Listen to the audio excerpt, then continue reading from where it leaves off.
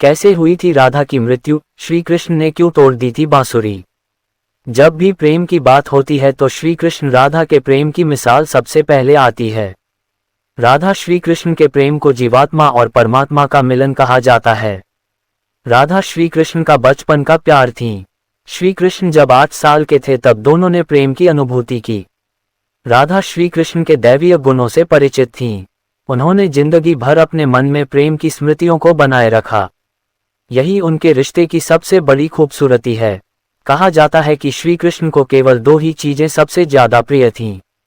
ये दोनों चीजें भी आपस में एक दूसरे से गहराई से जुड़ी हुई थीं, बांसुरी और राधा। कृष्ण की बांसुरी की धुन ही थी जिससे राधा श्री कृष्ण की तरफ खींची चली गईं। राधा की वजह से श्री कृष्ण बांसुरी को हमेशा अपने पास ही रखते थे। भले ही श्री कृष्ण और राधा का मिलन नहीं हो सका, लेकिन उनकी बांसुरी उन्हें हमेशा एक सूत्र में बांधे रही। श्री कृष्ण के जितने भी चित्रण मिलते हैं उनमें बांसुरी जरूर रहती है। बांसुरी श्री कृष्ण के राधा के प्रति प्रेम का प्रतीक है। वैसे तो राधा से जुड़े कई अलग अलग विवरण मौजूद हैं, लेकिन एक प्रचलित कहानी नीचे दी गई है। भगवान श्री कृष्ण से राधा पहली बार तब अलग हुई जब मामा कंस ने बलराम और कृष्ण को आमंत्रित किया। वृंदावन के लोग ये खबर सुनकर दुखी हो गए। मथुरा जाने से पहले श्री कृष्ण राधा से मिले थे। राधा कृष्ण के मन में चल रही हर गतिविधि को जानती थीं। राधा को अलविदा कह कृष्ण उनसे दूर चले गए। कृष्ण राधा से ये वादा करके गए थे कि वो वापस आएंगे, लेकिन कृष्ण राधा के पास वापस नहीं आए। उनकी शादी भी रुक्मिणी से हुई। रुक्मिणी ने भी श्री कृष्ण को पाने के लिए बहुत जतन किए थे। श्री कृष्ण से विवाह के लिए वह अपने भाई रुक्मी के खिलाफ चली गईं। राधा की तरह वह भी श्री कृष्ण से प्यार करती थी। रुक्मिणी ने श्री कृष्ण को एक प्रेम पत्र भी भेजा था कि वह आकर उन्हें अपने साथ ले जाएं। इसके बाद ही कृष्ण रुक्मिणी के पास गए और उनसे शादी कर ली। कृष्ण के वृंदावन छोड़ने के बाद से ही राधा का वर्णन बहुत कम हो गया। राधा और कृष्ण जब आखिरी बार मिले थे तो राधा ने कृष्ण से कहा था कि भले ही वो उनसे दूर जा रहे हैं, लेकिन मन से कृष्ण हमेशा उनके साथ ही रहेंगे। इसके बाद कृष्ण मथुरा गए और कंस और बाकी राक्षसों को मारने का अपना काम पूरा किया। इसके बाद प्रजा की रक्षा के लिए कृष्ण द्वारका चले गए और द्वारकाधीश के नाम से लोकप्रिय हुए। जब कृष्ण वृंदावन से निकल गए तब राधा की जिंदगी ने अलग ही मोड़ ले लिया था। राधा की शादी एक यादव से हो गई। राधा ने अपने दाम्पत्य जीवन की सारी रस्में निभाई और बूढ़ी हुई, लेकिन उनका मन तब भी कृष्ण के लिए समर्पित था। राधा ने पत्नी के तौर पर अपने सारे कर्तव्य पूरे किए। दूसरी तरफ श्री कृष्ण ने अपने दैवीय कर्तव्य निभाए। सारे कर्तव्यों से मुक्त होने के बाद राधा आखिरी बार अपने प्रियतम कृष्ण से मिलने गईं। जब वह द्वारका पहुंची तो उन्होंने कृष्ण के रुक्मिणी और सत्यभामा से विवाह के बारे में सुना, लेकिन वह दुखी नहीं हुई। जब कृष्ण ने राधा को देखा तो बहुत प्रसन्न हुए। दोनों संकेतों की भाषा में एक दूसरे से काफी देर तक बातें करते रहे। राधा जी को कान्हा की नगरी द्वारिका में कोई नहीं पहचानता था। राधा के अनुरोध पर कृष्ण ने उन्हें महल में एक देविका के रूप में नियुक्त किया। राधा दिन भर महल में रहती थीं और महल से जुड़े कार्य देखती थीं। मौका मिलते ही वह कृष्ण के दर्शन कर लेती थीं, लेकिन महल में राधा ने श्री कृष्ण के साथ पहले की तरह का आध्यात्मिक जुड़ाव महसूस नहीं कर पा रही थी, इसलिए राधा ने महल से दूर जाना तय किया। उन्होंने सोचा कि वह दूर जाकर दोबारा श्री कृष्ण के साथ गहरा आत्मीय संबंध स्थापित कर पाएंगी। उन्हें नहीं पता था कि वह कहाँ जा रही हैं, लेकिन भगवान श्री कृष्ण जानते थे। धीरे धीरे समय बीता और राधा बिल्कुल अकेली और कमजोर हो गईं। उस वक्त उन्हें भगवान श्री कृष्ण की आवश्यकता पड़ी। आखिरी समय में भगवान श्री कृष्ण उनके सामने आ गए। कृष्ण ने राधा से कहा कि वह उनसे कुछ मांगे, लेकिन राधा ने मना कर दिया। कृष्ण के दोबारा अनुरोध करने पर राधा ने कहा कि वह आखिरी बार उन्हें बांसुरी बजाते देखना चाहती हैं। श्री कृष्ण ने बांसुरी ली और बेहद सुरीली धुन में बजाने लगे। श्री कृष्ण ने दिन रात बांसुरी बजाई जब तक राधा आध्यात्मिक रूप से कृष्ण में विलीन नहीं हो गईं। बांसुरी की धुन सुनते सुनते राधा ने अपने शरीर का त्याग कर दिया। हालांकि भगवान कृष्ण जानते थे कि उनका प्रेम अमर है, बावजूद वे राधा की मृत्यु को बर्दाश्त नहीं कर सके। कृष्ण ने प्रेम के प्रतीकात्मक अंत के रूप में बांसुरी तोड़कर झाड़ी में फेंक दी। उसके बाद से श्री कृष्ण ने जीवन भर बांसुरी या कोई अन्य वादक यंत्र नहीं बजाया। कहा जाता है कि जब द्वापर युग में नारायण ने श्री कृष्ण का जन्म लिया था तब माँ लक्ष्मी ने राधा रानी के रूप में जन्म लिया था ताकि मृत्युलोक में भी वे उनके साथ ही रहे। सबसे बड़ा रहस्य, राधा भगवान श्री कृष्ण की प्रेमिका थी, पत्नी थी या कुछ नहीं। वर्तमान में राधा और कृष्ण के मंदिर बहुत मिल जाएंगे। वृंदावन में राधा रानी का भव्य मंदिर है। कृष्ण के नाम के साथ राधा का ही नाम जुड़ा हुआ है। अब सवाल यह उठता है कि राधा जब श्री कृष्ण के जीवन में इतनी महत्वपूर्ण थी तो उन्होंने राधा से विवाह क्यों नहीं किया? आखिर राधा कौन थी, कैसे हुई उनकी मृत्यु, थी भी या कि नहीं? इन सभी सवालों के उत्तर जानिए। 1. कहाँ हुआ था राधा का जन्म और विवाह? राधा का जिक्र महाभारत में नहीं मिलता है, भागवत पुराण में भी नहीं मिलता है। राधा का जिक्र पद्म पुराण और ब्रह्मवैवर्त पुराण में मिलता है। पद्म पुराण के अनुसार राधा वृषभानु नामक गोप की पुत्री थीं। ब्रह्मवैवर्त पुराण के अनुसार राधा कृष्ण की मित्र थीं और उनका विवाह रायान अथवा अयनघोष नामक व्यक्ति के साथ हुआ था। कुछ विद्वान मानते हैं कि राधा जी का जन्म यमुना के निकट स्थित रावल ग्राम में हुआ था और बाद में उनके पिता बरसाना में बस गए, लेकिन अधिकतर मानते हैं कि उनका जन्म बरसाना में हुआ था। राधा रानी का विश्व प्रसिद्ध मंदिर बरसाना ग्राम की पहाड़ी पर स्थित है। बरसाना में राधा को लाडली कहा जाता है। ब्रह्मवैवर्त पुराण के प्रकृति खंड अध्याय 49 श्लोक 35, 36, 37, 40, 47 के अनुसार राधा श्री कृष्ण की मामी थी, क्योंकि उनका विवाह कृष्ण की माता यशोदा के भाई रायान के साथ हुआ था। ब्रह्मवैवर्त पुराण ब्रह्मखंड के 5वें अध्याय में श्लोक 25, 26 के अनुसार राधा को कृष्ण की पुत्री सिद्ध किया गया है। राधा का पति रायान गोलोक में श्री कृष्ण का अंशभूत गोप था, अतः गोलोक के रिश्ते से राधा श्री कृष्ण की पुत्रवधू हुई। माना जाता है कि गोकुल में रायान रहते थे, मतलब ये कि राधा का श्री कृष्ण से पिछले जन्म का भी रिश्ता है। ये भी कि उन्हें लक्ष्मी का रूप भी माना जाता है। 2. रुक्मणी ही राधा थी या राधा नाम की कोई महिला नहीं थी? कुछ विद्वान मानते हैं कि राधा नाम की कोई महिला नहीं थी, रुक्मणी ही राधा थीं। राधा और रुक्मणी दोनों ही कृष्ण से उम्र में बड़ी थीं। श्री कृष्ण का विवाह रुक्मणी से हुआ था, इसलिए समझो कि राधा से ही हुआ। मतलब ये कि राधा का कोई अलग से अस्तित्व नहीं है।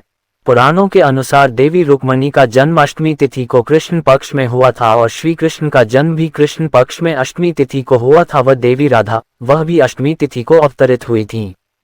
राधा जी के जन्म और देवी रुक्मणी के जन्म में एक अंतर यह है कि देवी रुक्मणी का जन्म कृष्ण पक्ष में हुआ था और राधा जी का शुक्ल पक्ष में। राधा जी को नारद जी के शाप के कारण विरह सहना पड़ा और देवी रुक्मणी से कृष्ण जी की शादी हुई। राधा और रुक्मणी यूं तो दो हैं, परंतु दोनों ही माता लक्ष्मी के ही अंश हैं। माना जाता है कि मध्यकाल या भक्तिकाल के कवियों ने राधा कृष्ण के वृंदावन के प्रसंग का अतिशयोक्तिपूर्ण वर्णन किया। राधा कृष्ण की भक्ति की शुरुआत निम्बाक संप्रदाय, वल्लभ संप्रदाय, राधा वल्लभ संप्रदाय, सखी भाव संप्रदाय आदि ने की। इसका मतलब कृष्ण की भक्ति के साथ राधा की भक्ति की शुरुआत मध्यकाल में हुई, उसके पूर्व ये प्रचलन में नहीं थी। दक्षिण के आचार्य निम्बाकजी ने सर्वप्रथम राधा कृष्ण की युगल उपासना का प्रचलन किया था। ऐसा भी कहा जाता है कि जयदेव ने पहली बार राधा का जिक्र किया था और उसके बाद से श्री कृष्ण के साथ राधा का नाम जुड़ा हुआ है। इससे पहले राधा नाम का कोई जिक्र नहीं था। 3. राधा कृष्ण का सांकेतिक स्थल पर मिलन और विवाह।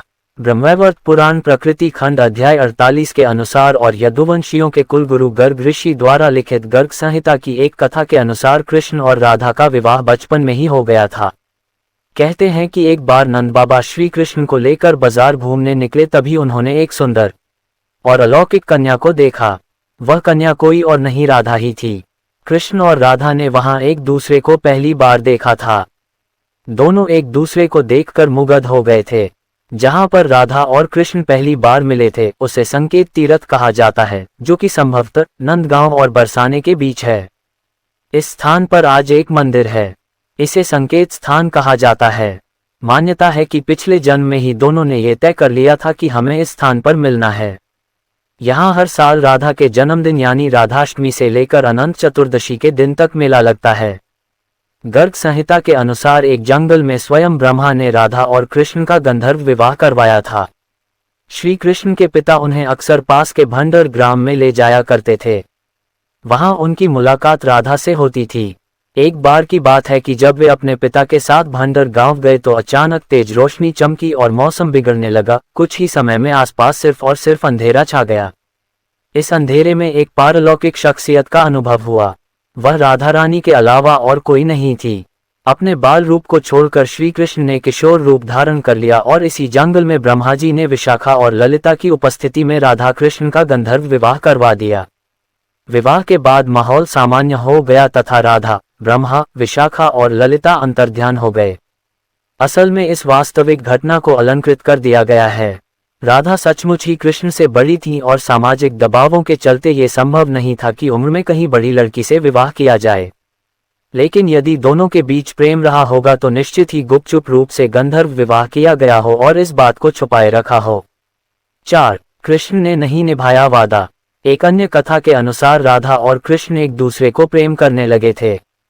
उस वक्त कृष्ण की उम्र 8 और राधा की 12 वर्ष थी। जब ये बात राधा के घर के लोगों को पता चली तो उन्होंने उसे घर में ही कैद कर दिया। ऐसा किए जाने के कई कारण थे। एक कारण ये था कि राधा की मंगनी हो गई थी। जब कृष्ण को ये पता चला तो वे उसे कैद से छुड़ाकर यशोदा माँ के पास ले आए। ये देखकर यशोदा माँ भी दंग रह गईं। तब उन्होंने कृष्ण को बहुत समझाया कि लल्ला, ऐसा करना ठीक नहीं है। मैं तेरा विवाह दूसरे से करा दूंगी, लेकिन कृष्ण नहीं माने। बाद में यशोदा मैया और नंद बाबा उन्हें लेकर ऋषि गर्ग के पास गए। तब गर्ग ऋषि ने कान्हा को समझाया कि उनका जन्म किसी महान उद्देश्य के लिए हुआ है, अतः वे किसी भी मोह में बंध नहीं सकते। ये व्यर्थ का हट छोड़ दें। ये सुनकर कान्हा उदास हो गए और उस दौरान उनका बुलावा मथुरा के लिए आ गया। तब वे वृंदावन छोड़कर हमेशा के लिए मथुरा चले गए। कृष्ण जाते वक्त राधा से ये वादा करके गए थे कि वो वापस आएंगे, लेकिन कृष्ण कभी भी राधा के पास वापस नहीं आए और यही दर्द हमेशा राधा और कृष्ण के मन में रहा। 5. वृंदावन की गलियों में है प्रेम के निशान। राधा का गांव बरसाना था। कान्हा पहले गोकुल, फिर नंदगांव और बाद में वृंदावन में रहने लगे थे। वृंदावन में ही राधा के परिवार के लोग भी रहने आ गए थे। बस वहीं पर सांकेतिक तीरथ से जन्मा राधा और कृष्ण का प्रेम पनपा। कहते हैं कि बचपन की मोहब्बत भुलाए नहीं भूलती। उस काल में होली के दिन यहाँ वृंदावन में इतनी धूम होती थी कि दोनों गांव बरसाना और नंदगांव के लोग वृंदावन में इकट्ठा हो जाते थे। बरसाने से नंदगांव टोली आती और नंदगांव से भी टोली जाती थी। बरसाना गांव के पास 2 पहाड़ियां मिलती हैं। उनकी घाटी बहुत ही कम चौड़ी है। मान्यता है कि गोपियां इसी मार्ग से दही मक्खन बेचने जाया करती थीं। यहीं पर कभी कभी कृष्ण उनकी मक्खन वाली मटकी छीन लिया करते या फोड़ दिया करते थे। विष्णु पुराण में वृंदावन में कृष्ण की लीलाओं का वर्णन मिलता है। मान्यता है कि यहीं पर श्री कृष्ण और राधा एक घाट पर युगल स्नान करते थे। यहीं पर श्री कृष्ण और गोपियां आंख में चौनी का खेल खेलते थे। यहीं पर श्री कृष्ण और उनके सभी सखा और सखियां मिलकर रासलीला अर्थात तीज त्योहारों पर नृत्य उत्सव का आयोजन करते थे। कृष्ण की शरारतों के कारण उन्हें बांके बिहारी कहा जाता है। यहाँ पर यमुना घाट के प्रत्येक घाट से भगवान कृष्ण की कथा जुड़ी हुई है। कृष्ण ने जो नंदगांव और वृंदावन में छोटा सा समय गुजारा था, उसको लेकर भक्तिकाल के कवियों ने कई कविताएं लिखी हैं। वृंदावन छोड़कर कृष्ण जब मथुरा में कंस को मारने गए, तब उनका जीवन पूरी तरह से बदल गया। कंस को मारने के बाद उनके जीवन में उथल पुथल शुरू हो गई।